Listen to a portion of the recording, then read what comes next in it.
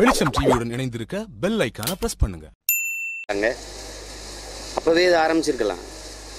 இப்போ 14 இடங்களில் நீங்கள் மாநிலங்களில் வெறும் அடிக்கல் மட்டும்தான் நாட்டப்பட்டிருக்குன்னா அடுத்த மாதம் தேர்தல். இந்த 5 ஆண்டு காலம் என்ன பண்ணீங்க? இது மக்களுக்கு நலன் தரக்கூடிய ஒரு திட்டம். சரி, அதை அந்த 5 ஆண்டு காலத்தில் நிறைவேற்றி கட்டி முடிச்சிருக்கலாமே. இப்போ இது எதுக்கு இதுனா 2022 அனைவருக்கும் வீடு அப்படின்னா மறுபடியும் என்னையே தேர்வு செய்யுங்க.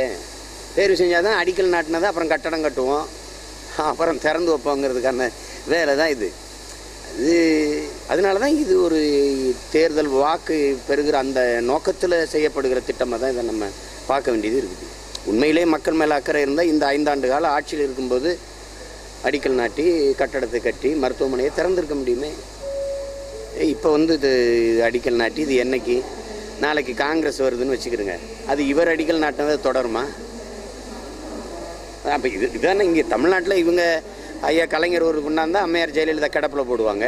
இப்போ செம்மொழி பூங்கா எப்படி இருக்குன்னு போய் பாருங்கள். அவர் கொண்டு வந்து இவங்க கொண்டு வந்தால் அவங்க அப்படியே போடுவாங்க.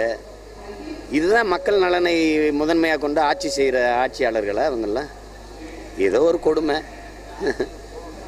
கனவுலையா இருக்கும். மொத்தமாக இந்தியா முழுமைக்கு 30 இடத்துல வெற்றி பெறுவோம்னு சொல்லியிருந்தாலும் சொல்லியிருப்பாங்க. தமிழ்நாட்டில் என்ன சொல்லியிருக்காங்க அம்மா? தமிழ்நாட்டில் 30 இடமா தெரியலையே. எந்த 30 இடம்?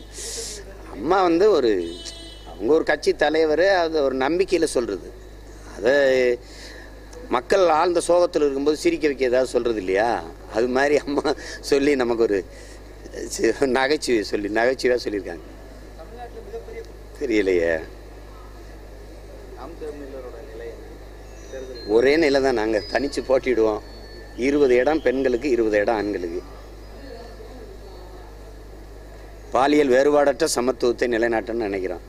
இது பெரியாரை பேசி கொண்டு வந்தவர்கள் செய்ய மாட்டாங்க, பிரபாகரன் பிள்ளை தான் செய்வோம்.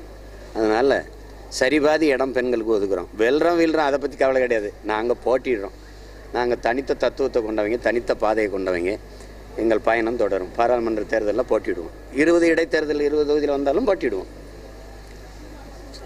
மகிழ்ச்சி.